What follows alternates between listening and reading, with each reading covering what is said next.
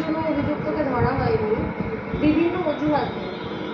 যারা ঢাকছেন অভিযুক্তদের তারা যদি ভেবে থাকেন যে মানুষকে বোকা বানিয়ে ঢাকছেন, তাহলে তো সে ধারণা সম্পূর্ণ ভুল। কাউকে বোকা বানানো যাচ্ছে না, মানুষ জানে কি হচ্ছে, জানে বলেই এত প্রতিবাদ মিছিল, নাহলে তো চুপ করে থাকতো। ও আচ্ছা নর্মাল প্রসিডিওরে কেস চলছে তা নয়, মানুষ বুঝতে পারছে কি হচ্ছে, কারণ এটা ওপেন শার্ট কেস।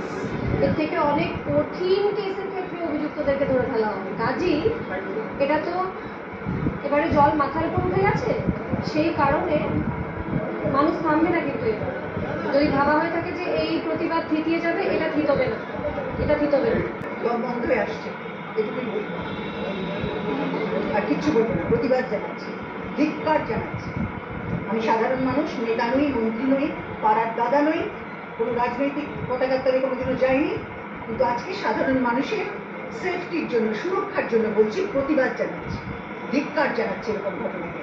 দয়া করে এই ধরনের মানুষদের, আপনারা সবাই, আপনারা যারা সাংবাদিক, আপনারা যারা পুরুষ মহিলা নির্বিশেষে এই ধরনের মানুষদেরকে দয়া করে আড়াল করবেন না, বাঁচানোর চেষ্টা করবেন না। আমার মনে হয় সোশ্যাল মিডিয়া এই বিরাট দেশের প্রচুর জনগণের প্রচুর রাগ উগড়ে দেওয়ার, ক্ষোভ উগড়ে দেওয়ার জায়গা একটা। তার মধ্যে নিঃসন্দেহে একটা বড় শতাংশ আছে যেটা ভীষণভাবে জেনুইন সদর্থে প্রতিবাদ 100বার আছে, যেটা সারা পৃথিবীতেই আমরা দেখেছি, বিভিন্ন জায়গায় বিভিন্ন দেশে দেখা যাচ্ছে।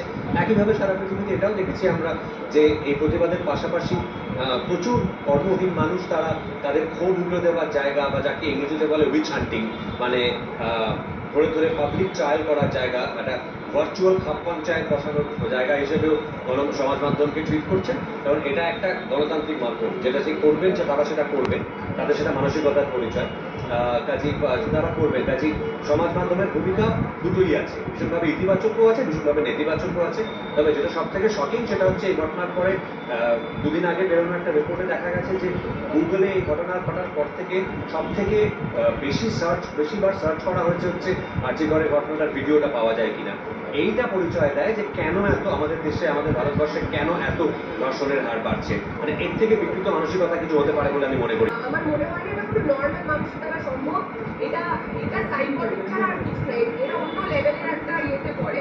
আমার মনে হয় এদের বিচার, ক্যাপিটাল পানিশমেন্ট ফাঁসি ইজ নাথিং। যে এরকম জিনিস করে তার জন্য ফাঁসি ইজ নাথিং। এর থেকেও যদি কিছু স্ট্রিক্ট হয় যাতে পরের বার ভাবার আগে অন্য একজনের শীতকালে কেঁপে ওঠে। কিন্তু আমরা যা দেখছি আজকে 15 দিন হয়ে গেছে, এখনো জাস্টিসের যে পাইনি আমরা। তো সেই জায়গা থেকে দাঁড়িয়ে আরো সাহস পাচ্ছি, ক্রিমিনাল যারা আছে তারা আরো সাহস পাচ্ছে যে আরো কিছু করবো বা ইনক্রিজ করবো, বা এই যে আরো প্রশ্ন যে লোকেরা করছে, আমি যদি যে লোকেরা যে মেয়েরা কেন রাতে বেরোয়, কেন শিকারীরা তো ভোরে আমাদেরকে ধরবে বলে। আমার মনে হয় যে এরকম কন্ট্রোভার্সিয়াল টপিকে তোমরা নিজেদের ছেলেকে স্পেশালি ছোটবেলা থেকে শেখাও যে মেয়েরা is equal to you and সেইভাবে রেসপেক্ট দিতে শেখাও। তো আমার মনে হয় সমাজে দুজনেই একসাথে এগোতে পারবে। আমরা বইয়ের বেশি স্কুলে পড়াশোনা করে বড় হয়েছি, তো আমরা সেই জিনিসটা আমাদের কাছে একটু অ্যাবনর্মাল লাগে। একটা ছেলে তাকালো, একটা ছেলে দাম এটা দিল, তো ছেলের কাছেও মেয়েদের অ্যাপ্রোচটা সেটা হওয়া উচিত। আজকে দিনের আগে আমার মনে হয় এক্স্যাক্টলি সর্বক্ষণিক এডুকেশন থাকা উচিত। আর্টিকেল বয়সে আবার যাতে না জানি কি পোশাকটা পরে দেখাতে হবে, এরকম প্রশ্নটা আমার মনে হয় যে মহিলারা মানে যারা বলেছে কত ভালোভাবে তারা বলেছে জিনিসটাকে। আমার মনে হয় যে এইভাবে টর্চার করার কতগুলো মানে হয় না।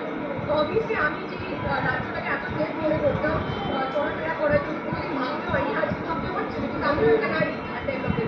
আমার যেটা মনে হয়েছে, আমি বারবার বলি, আমাদের গণতান্ত্রিক কাঠামোয় কোনো না কোনো প্রতিষ্ঠানের উপর ভরসা রাখতেই হবে।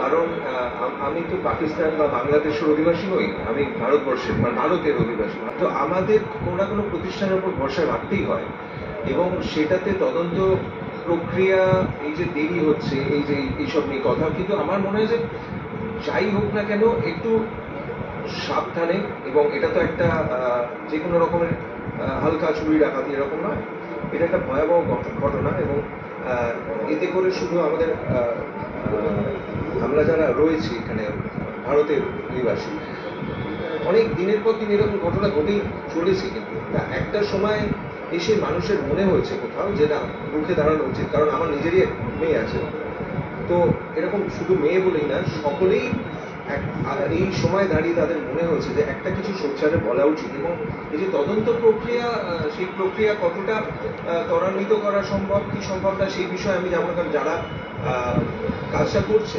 তাদের নিশ্চয়ই সময় লাগছে, কারণ এরকম একটা ভয়াবহ ঘটনা, নিশ্চয়ই বিভিন্ন তথ্য প্রমাণ সবকিছু জোগাড় করার জন্য সময় লাগছে।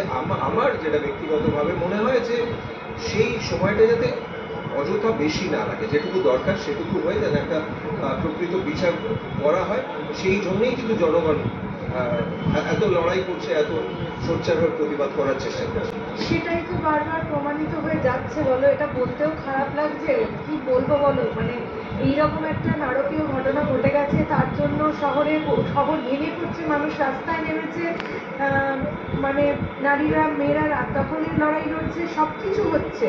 তারপরেও যদি সন্ধ্যেবেলার দিকেই বোধহয় ঘটনাটা ঘটেছে, আমি সময়টা সম্পর্কে সঠিকভাবে অবহিত নই, তবে সেটা সন্ধ্যের পরেই আমার মনে হয়। সেখানে যদি ওরকম সাজানো দিনের মতো একটা জায়গায় এসে জাস্ট লাইক দ্যাট এরকম একটা গাড়ি কাঁচ ভেঙে দিলাম কেউ করতে পারে, কি বলবো বলো, মানে তখন তো মনেই হবে যে আমরা কতটা সেফ, আমরা কতটা সন্ধ্যেবেলাও সেফ, আমরা দিনের বেলাও কতটা সেফ, আমাদের ওখানেও সেফটিটা নিয়েই তো আমাদের প্রশ্ন উঠবে, আমাদের মনে হবে। আমি শুনেছি যে পুলিশ তখনই ছেলেটিকে ধরে আশা করি ওনারা যাবতীয় ব্যবস্থা নেওয়ার সেগুলো নেবেন, এবং সেটাই উচিত। এবং এই পুরো এই যে ঘটনার জন্য আমরা সবাই আজকে রাস্তায় বা আমরা প্রতিবাদ আমরা বিচারের জন্য আমরা এখানে সবাই উপস্থিত হয়েছি, সেই জায়গা থেকে আমার একটাই বক্তব্য যে এবার যদি একটা ন্যায় বিচার হয় তাহলে এত লক্ষ লক্ষ লক্ষ লক্ষ মানুষের আমাদের আইন ব্যবস্থার ওপর, আমাদের সব কিছু প্রশাসনের ওপর আস্থা দ্বিগুণ মানে কম হবে না।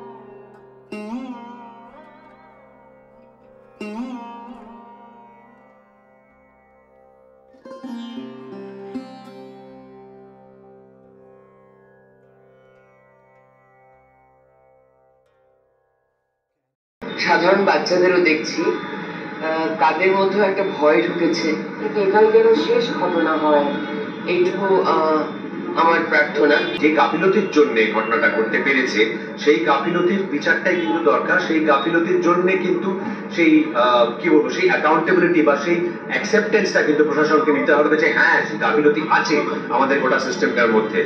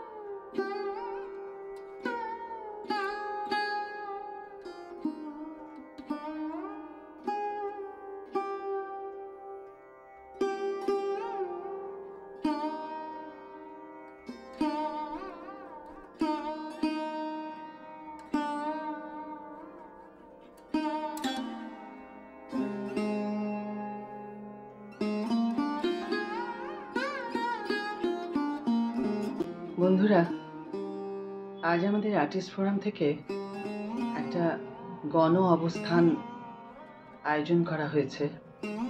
9ই আগস্ট যে তিলোত্তমার প্রতি যে অত্যাচার, যে নির্মম হত্যাকাণ্ড হয়েছিল, তার প্রতিবাদে বিচার দাবি করে সেখানে আমি গিয়েছিলাম। সেখানে শুধুই গণ অবস্থান, কোনো স্লোগান নেই, কোনো অনুষ্ঠান নেই, শুধুই গণ অবস্থান, যেটি তাঁদের মতে, তাঁরা যেটা বলছেন যে এর চেয়ে বড় সরবতা আর কিছু হয় না। লেখা রয়েছে বিচার চাই, যে নির্মম হত্যাকাণ্ড ঘটেছিল আরজি করে, সেই নারকীয় অত্যাচারের প্রতিবাদে তিলোত্তমার পক্ষে আমরা বিচার চাইবার জন্য পৌঁছেছিলাম টলিগঞ্জে কিশোর কুমার স্ট্যাচুর নিচে। তারই পাশে আমরা গণ অবস্থান করেছিলাম। এতক্ষণ ছিলাম, এই বাড়ি ফিরে এলাম। সত্যি হয়তো কিছু বলার নেই, কারণ সবটাই সবাই জানে। নতুন করে তো আর বলার কিছু নেই যে আমরা বিচার চাই। তবে সত্যি আমরা বিচার চাই। আমাদের স্টেট গভর্নমেন্টের কাছে, আমাদের সেন্ট্রাল গভর্নমেন্টের কাছে, মানে আমাদের চিফ মিনিস্টার এবং প্রাইম মিনিস্টার এবং আমাদের law and court, supreme court, যেখানে এই বিচারের কেস চলছে, সেখানে তাদের সকলকে আমি বিনীত অনুরোধ জানাচ্ছি, যত শীঘ্রই সম্ভব দোষীদের দৃষ্টান্তমূলক শাস্তি দেওয়া হোক। তবেই মিটবে এই যন্ত্রণা, তবেই মিলবে হয়তো তিলোত্তমার আত্মার শান্তি। যে আগুন জ্বলছে সমগ্র রাজ্যবাসীর, সমগ্র দেশবাসীর, সমগ্র পৃথিবীবাসীর মধ্যে, সেই আগুন হয়তো নিভবে তখনই যখন সঠিক বিচার হবে এবং দোষীদের দৃষ্টান্তমূলক শাস্তি হবে। সাধারণ মানুষ হিসাবে, শিল্পী নয়, চিকিৎসক নয়, ইঞ্জিনিয়ার নয়, কেউ নয়, আমরা সবাই সাধারণ মানুষ। সাধারণ মানুষ হিসাবে আমার একটাই আবেদন, এই নির্মম হত্যাকাণ্ডের প্রতিবাদে আমরা যে সরব হয়েছি, আমরা যে বিচার চাইছি, তার প্রতি একটু সচেতন হওয়া, যত শীঘ্র সম্ভব সঠিক বিচার দেওয়া। সঠিক বিচার পেলেই তবেই নিভবে এই আগুন, তবেই থামবে জনগণ, তবেই সবকিছু হয়তো স্বাভাবিক হবে। হয়তো কেন, স্বাভাবিক তো হতেই হবে। কারণ এই যে চিকিৎসকরা সবাই কর্মবিরতির ডাক দিয়েছেন এবং কর্মবিরতিতে রয়েছেন, তাতে অনেকের অনেক অসুবিধা হচ্ছে। কত অসুস্থ মানুষ, তারা সঠিক চিকিৎসা পাচ্ছেন না। তাদের বাঁচানোর জন্য চিকিৎসকদের কর্মবিরতি থেকে বিরত হতে হবে। কিন্তু এটাও তো ঠিক যে তাদেরও তো, চিকিৎসকদেরও তো সেফটির প্রয়োজন আছে। শুধু চিকিৎসক কেন, প্রতিটি মেয়ের, রাজ্যের প্রতিটি মেয়ের, দেশের প্রতিটি মেয়ের, পৃথিবীর প্রতিটি মেয়ের সুরক্ষা ও নিরাপত্তা আমরা দাবি করি। আমাদের অধিকার সেটা। কেন আমরা সুরক্ষা পাবো না? কেন আমরা নিরাপত্তা পাবো না? মেয়েরা আজ আর অর্ধেক আকাশ নয়, মেয়েরা এখন পূর্ণ আকাশ। যে দোষীরা এই নির্মম হত্যাকাণ্ড, এই নির্মম কাণ্ড কারখানা চালিয়েছিল, তারাও কিন্তু কোন একটি নারীর গর্ভ থেকেই জন্মগ্রহণ করেছিল, ভূমিষ্ঠ হয়েছিল তারাও কোন একটি নারীর গর্ভ থেকেই। সেটা তারা ভুলে গিয়েছিল।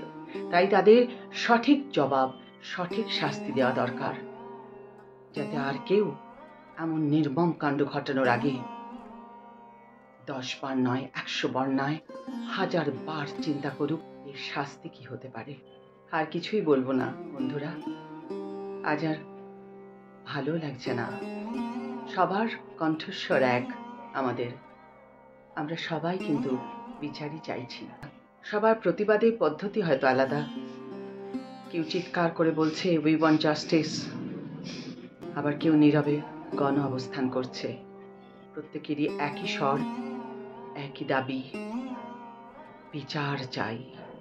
তিলোত্তমার সঙ্গে যে অত্যাচার হয়েছে তার প্রতিবাদে আমাদের একটাই দাবি, বিচার চাই, যত শীঘ্র সম্ভব বিচার চাই। আজকের মতো এখানেই বিদায় বন্ধু, দেখা হবে পরের কোনো ভিডিওতে। ভালো থেকো, সুস্থ থেকো, সুরক্ষিত থেকো সকলে।